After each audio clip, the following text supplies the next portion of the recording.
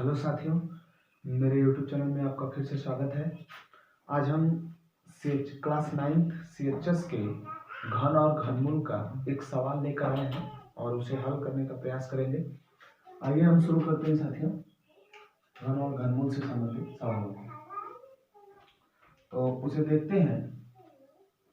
आपके सामने लिखा हुआ सवाल है, इसे ही हम लोग को हल करना है, सरल करना है। चलिए देखते हैं कैसे होगा।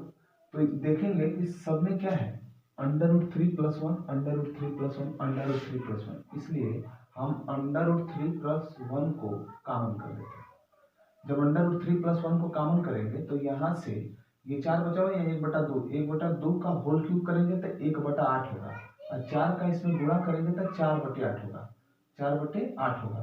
तो 4/8 को यदि हम लिखते हैं तो इसे हम 1/2 लिख सकते हैं। लगभग समझ में आ गया होगा। लिखेंगे इसको 1/2। क्यों लिखे हैं साथियों? तो यहाँ पे इसका क्यूब, इसको कॉमन किए हैं तो इसका क्यूब होगा 1/8, और 4 का गुणा करेंगे 1/8 में, 4 का गुणा करेंगे 1/8 में, तो इसको कट करेंगे तो 4 दूना 8, यानी 1/2 बचेगा, 1/2 हम लिख दिए। अब बचा क्या है, √3 + 1 कितना था, होल क्यूब था, यानी 3 बार गुणा था, एक बार हमने कॉमन कर लिया तो बचा कितनी बार, 2 बार बचा। समझ में आ गया।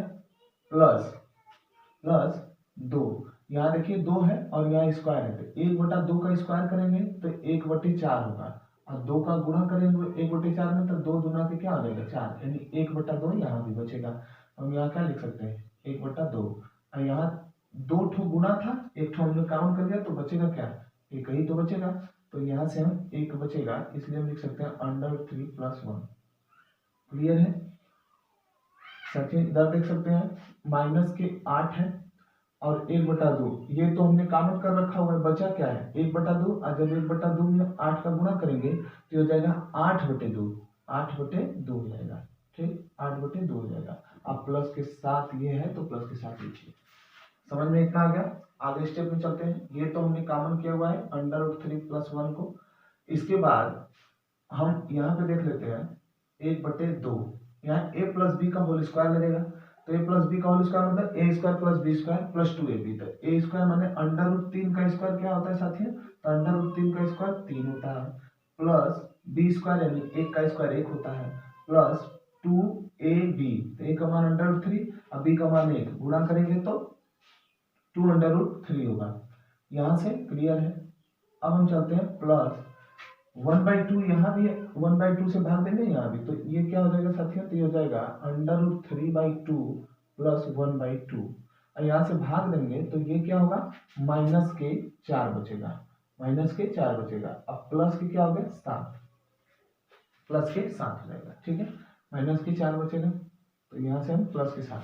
अब हम देखते हैं, ये तो हमने कॉमन कर रखा हुआ है √3 + 1। अब इधर बात कर लेते हैं। यहाँ देखिए 1/2 है, इसको जोड़ेंगे तो 4 होगा, यानी कि हम यहाँ लिख सकते हैं 4 + 2√3 + √3/2 + 1/2 और -4 प्लस के 7। अगला स्टेप देखते हैं साथियों। अगला स्टेप हमारा कौन सा हो जाएगा, तो अगला स्टेप में √3 + k1। ठीक है, अब यहाँ से भाग देंगे तो 1/2 से इसमें भाग देंगे तो ये हो जाएगा 4/2, 4/2 से भाग देंगे तो यहाँ 2 बचेगा, यानी कुल मिला जुला करके यहाँ बचा हुआ है 2, प्लस अब इसमें 2 से भाग देंगे तो ये क्या हो जाएगा, 2 से 2 कैंसिल आउट हो जाएगा, बचेगा √3।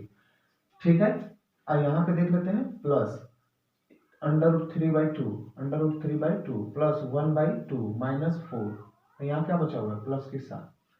अब यहाँ देख सकते हैं, इसको तो हमने कॉमन कर रखा हुआ है √3 + 1।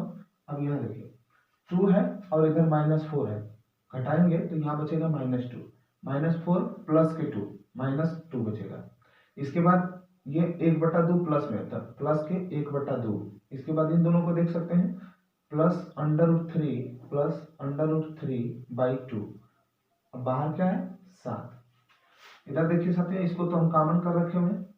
अब यहाँ देखेंगे क्या हो जाएगा, यहाँ एलसीएम ले लेंगे तो 2 पे एलसीएम आ जाएगा, 2 पे एलसीएम आ जाएगा, तो 2 बार भाग जाएगी, 2 दूना के 4 यानी कि -4 अब प्लस के 1 -3 बचेगा।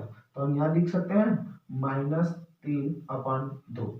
इसके बाद प्लस यहाँ भी 2 पे एलसीएम लेंगे, तो 2 पे एलसीएम लेंगे, 2 लिख देंगे, 2 बार भाग जाएगी तो अंडर रूट 3 2√3 हो जाएगा। 2 बार भाग देंगे, यहाँ 1 था तो यहाँ से भाग लेंगे तो 2 बार 2√3 और प्लस के √3 हम लिख सकते हैं 3√3/2। तो यहाँ हम टोटल मान लिख सकते हैं 3√3/2 प्लस के 7। आगे बढ़ते हैं, ये तो हम कॉमन कर रखे हुए हैं। इसके बाद यहाँ -3/2 और यहाँ भी 3/2 है, तो हम इसको क्या लिख सकते थे, इसको -3/2 है और प्लस इसको लिख सकते हैं 3/2 इंटू √3। तो 3/2 इसमें भी है, 3/2 इसमें भी है, तो कॉमन कर सकते हैं 3/2 को।